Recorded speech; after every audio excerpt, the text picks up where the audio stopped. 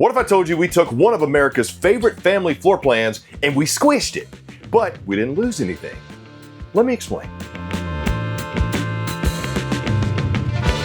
Hey, what's up? It's Chris Young. Welcome to the all-new Grand Design Transcend One 161VH. Now, this coach is 23 feet long, 4,800 pounds dry, roughly 4784 if you're splitting hairs, and can sleep 6, 7, maybe even more. But to me, they took the best blend of America's favorite family floor plan bunkhouse style in a travel trailer, the DBH style, mixed it with one of the best couples coach additions with a Murphy bed up front, and somehow they made it work. Add that to the fact that you got that quality construction that Grand Design is known for. Everything from the double insulated roof, the 600-watt solar panels, the thicker aluminum walls, the beads, the gold threads, the flooring, the heated and ducted enclosed underbelly. This thing just freaking rocks. The only kicker I'm gonna have is it might be tight if you got like 6 or 7 people in here, because this is your space. Okay, the slide that's on the off-camp side does do a good job of opening it up. So if I'm over here at the campsite kitchen, which has pressed surface countertop, rounded edges, I got the hanging towel holder, I love that, the undermounted mini sink, and the recessed 2-burner cooktop, which does give me a glass cover. Very nice to also double as a backsplash so I don't get grease all over my campsite window here. I got my little hood and fan. They're going to be able to pass by me while I'm cooking and cleaning, doing whatever. I got a grab and go spot above my microwave. I even like how, even though this is entry level, I hate using that word. Look, me and you real quick. Entry level can be your first RV. You're not going to break the bank, but you're not going to get all those luxury appointments that you see in some of those high profile fifth wheels and stuff like that. Who cares? It's your first RV. If you've never had it before, how do you know if you're going to miss it? So, but look at what they did with the cabinetry. I'm not used to seeing this in entry level. Solid shaker style, beveled edges on the interior, matte black pulls. Really like that. And those are some strong magnets on these bad boys too.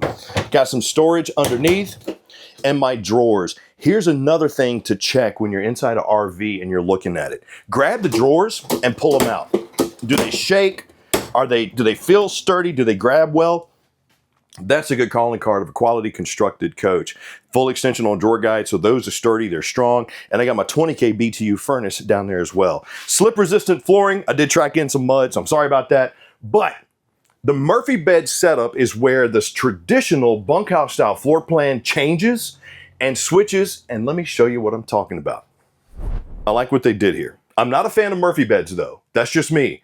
But I like what they did here. You got the jackknife sofa, fold down middle console with the cup holders. I'm digging that. Really dig the storage that we have underneath, from the little doggy dishes.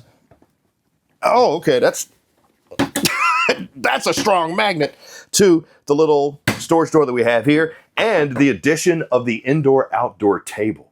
That's sweet. So I like this. I like what they did there. I got nightstand space. I got mirrored ward space, shelving on one side, ward bar on the off-camp side, storage shelf up there. Then if I want to make the bed, you just fold this over. For time, I'm not going to put the legs down, but you would want to do that. But you would want to do that before you go to bed. Release the latch. Boom. Here comes your primary bedroom. Queen size bed, 60 by 80. I got the storage nooks behind it, the power, the USB-C and A charging. Really like that. This is what you would see in the front bedroom of most family style coaches. Very nice walk around bed. The only thing you're going to miss is the separation of space. There's no wall and no doors to get you into your bedroom. But what you do have is a pretty sweet setup for the people who probably bought this RV to sleep in.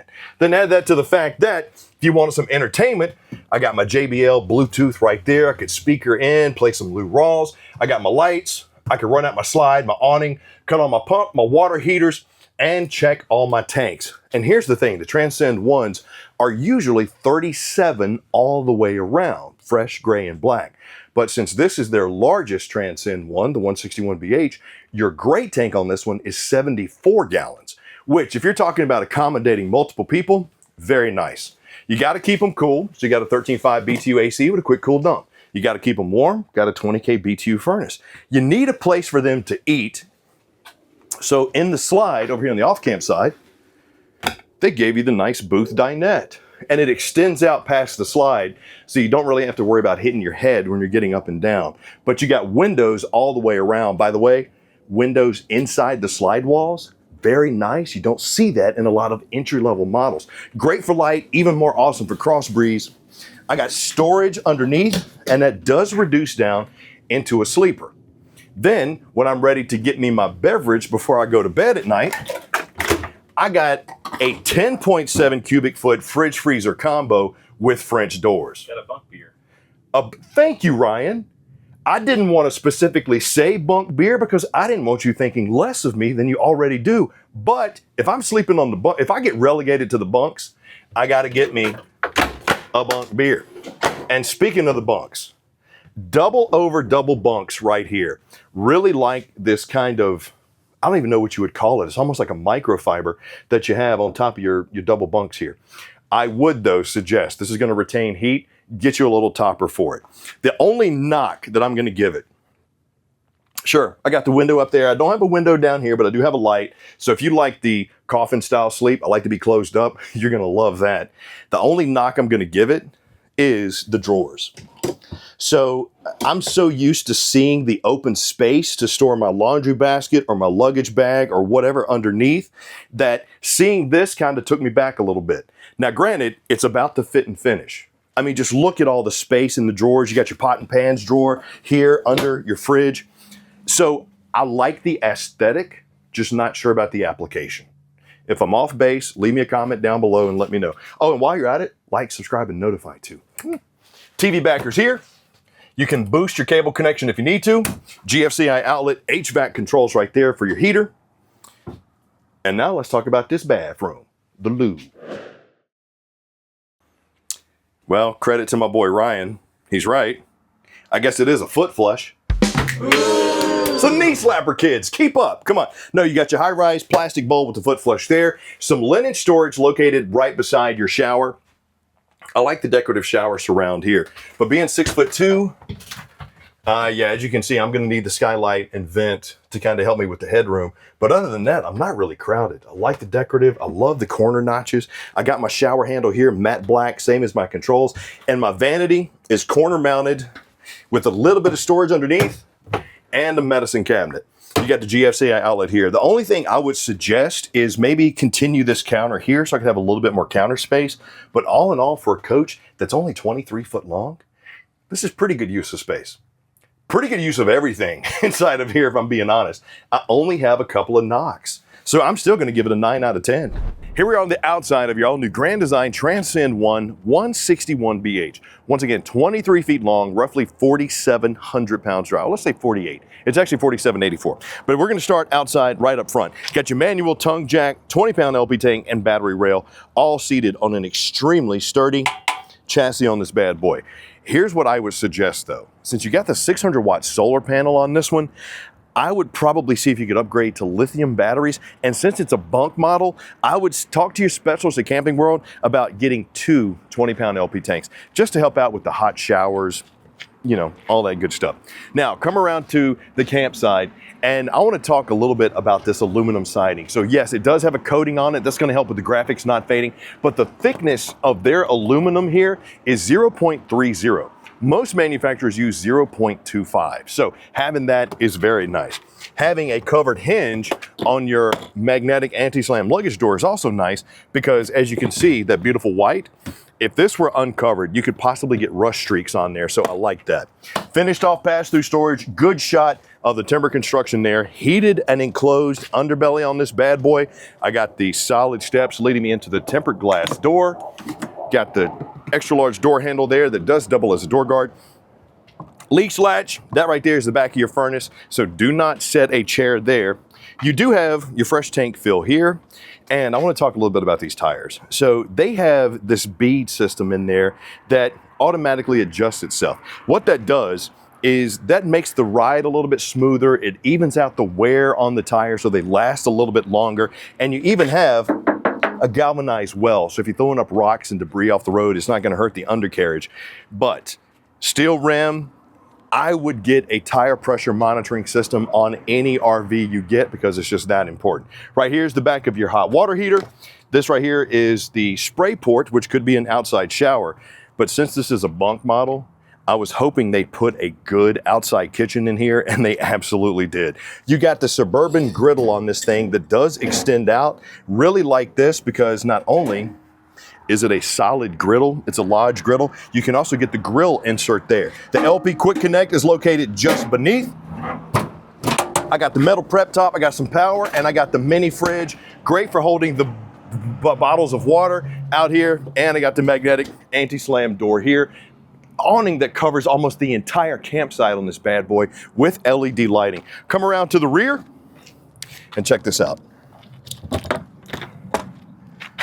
You got a little storage hatch. A lot of times this space just isn't used, or somebody tries to shoehorn something outside.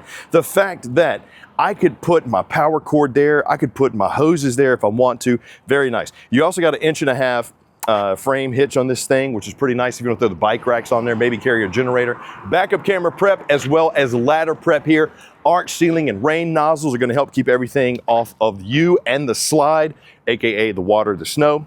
Got your 30 amp plug here, other rear stabilizer jack, and your terminations as well as your black tank flush right here. Your gray and your black tanks.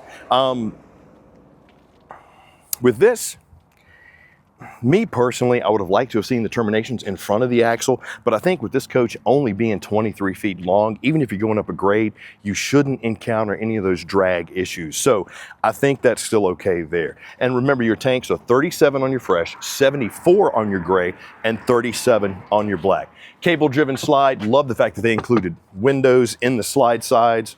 Huge fan of that. Fresh tank drains there, or low point drains if you want to call them that. Of course, enclosed underbelly, love that for longevity of my coach, plus regulating the temperature. The other thing I'm a big fan of is they put these behind a lockable door. So if you wanted to run your water connection in here, you absolutely could. But the thing that's really unique about this is if you're going off the grid, you could fill up your fresh tank by flipping it here. If you're going to be connected to water at the campground, just flip it down. But you got two disconnects, one for your solar and one for your regular battery. Right there's your cable, satellite connection, as well as your GFCI outlet. What's cool about this? I can cut off this battery here, leave this one on. Now I'm trickle charging those batteries with that 600 watt solar panel up top.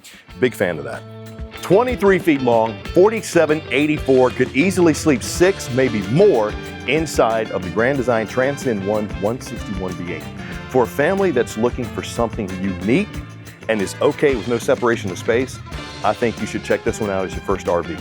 rv.campingworld.com, or just come on into your local Camping World and leave me some comments down below. Let me know what'd you think, what'd you like, what'd you not like, and please click like, subscribe, and notify. I'm Chris Young for Camping World. I'll see you soon.